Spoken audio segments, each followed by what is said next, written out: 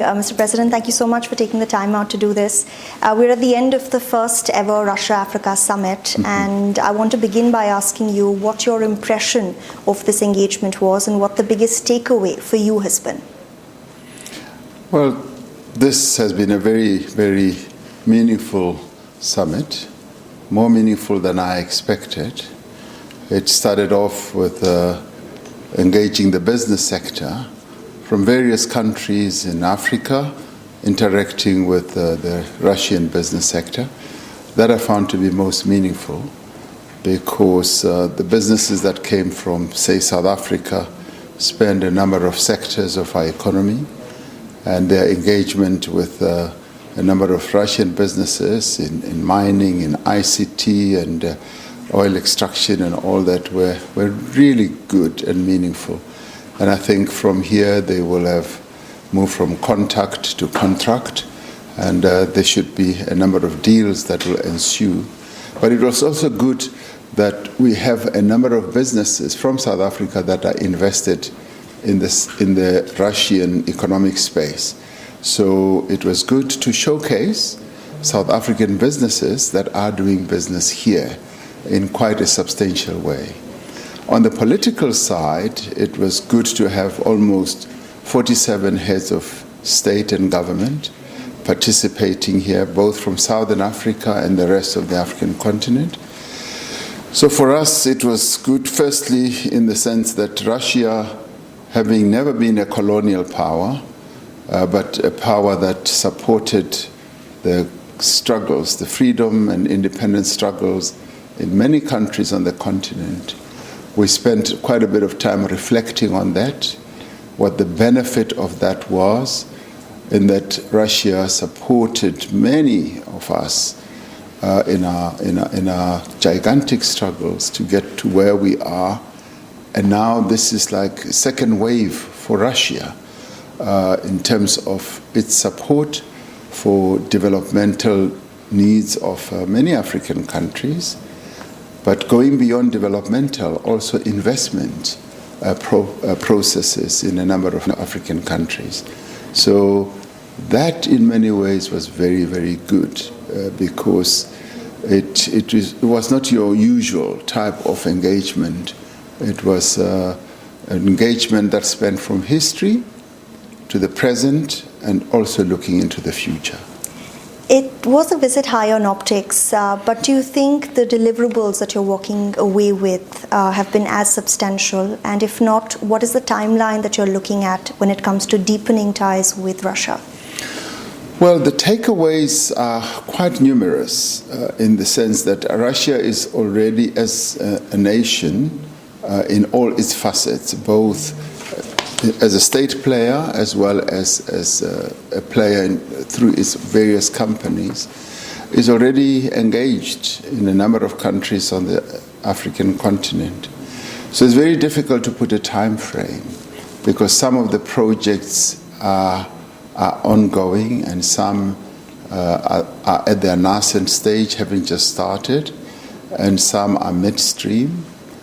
And so it's multifaceted. But it is also not a process which is based on handouts.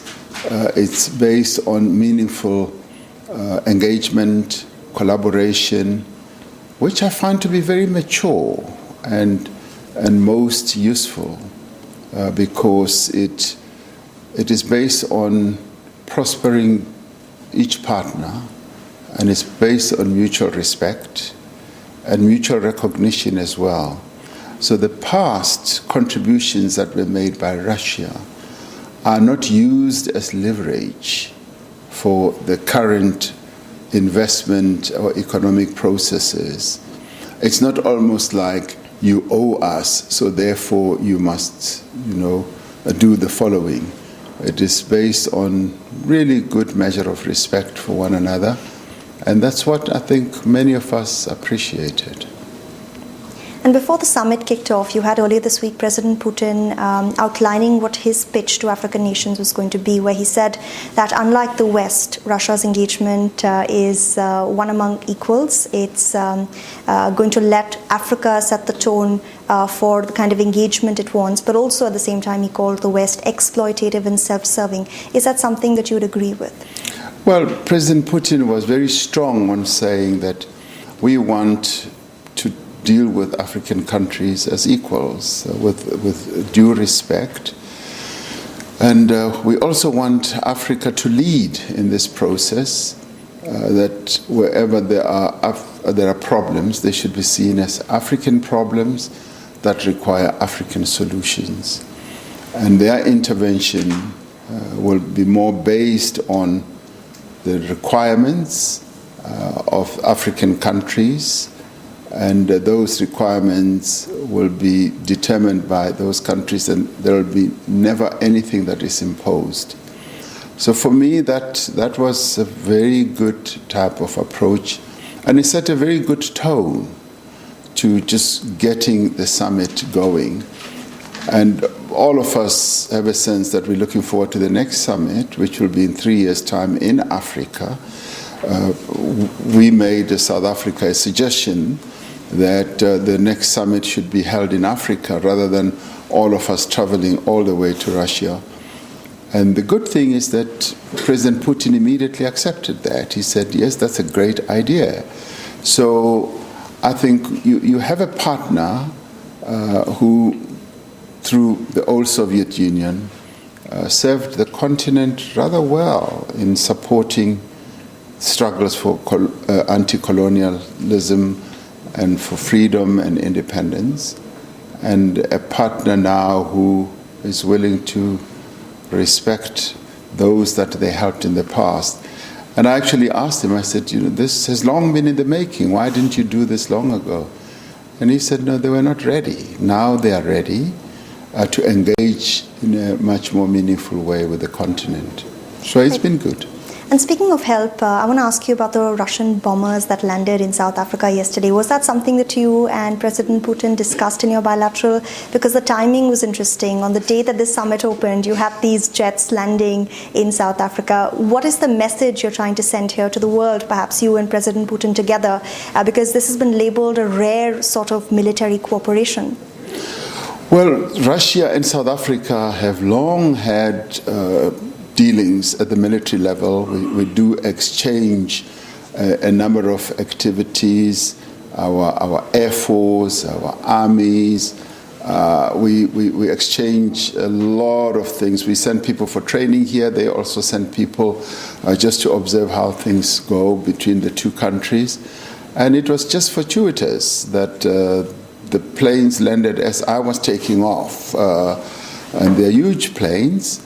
And they're just general mutual exercises that happen amongst countries all over the world. These types of things happen.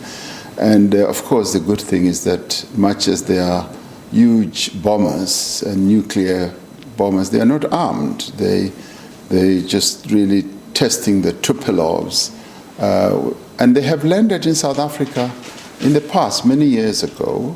And this time round, they are on an exchange, and they will fly off again. So we should never worry, because mutual exercises, they also enabled us to, our Air Force people, to go in and look at these planes and the technology that they have and carry.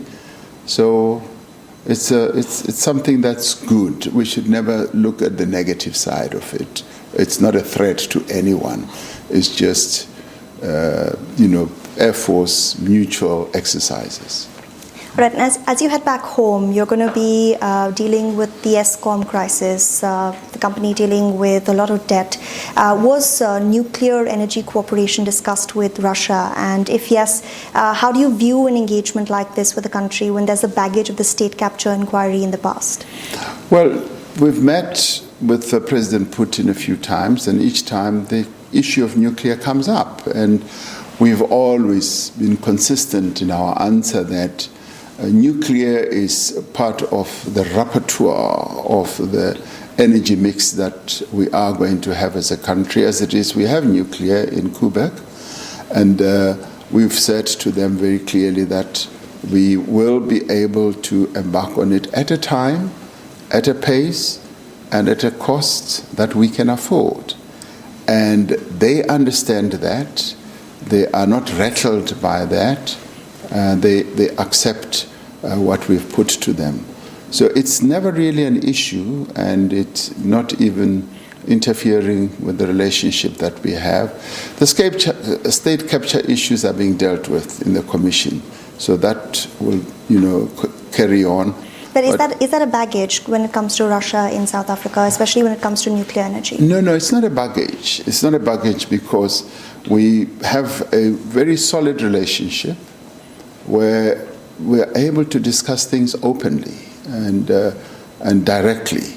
And we never minced our words right from the get-go. When I became president, made it very clear that we're not about to embark on nuclear build because we can't afford it, but it is part of the mix of our energy play. When we can afford it, when we can have it, we will opt for it. So right. It's not an issue. Right. And final question, just deviating from the summit, but something that's of huge interest to audiences back home, the Gupta brothers. I've been tracking them in India as well, where there was a case against them. Where are they? That's a very good question. Yes. Allegedly in the UAE, and that's what I want to ask you about. Yes. Do we have an update on the extradition treaties that we've asked many countries, 7 countries, to update on? Have you heard anything from them, and what's happening on that front? Well, Minister of Justice and Constitutional Affairs is dealing with this matter, and he engages with a number of those countries on an ongoing basis. And I've kind of left it to him to keep updating me and the cabinet. So that is an ongoing process. And these things tend to take their own time, and people are somewhat impatient. But the law has its own way of grinding away very slowly, and we must allow that to happen. All right. Thank you so much, Mr. President, for this interview, and good luck as the incoming chief of the Africa Union. You're going to be leading the conversation with President Putin next time in South Africa, and we look forward to covering that. Thank you so much. Thank you for your time. Much.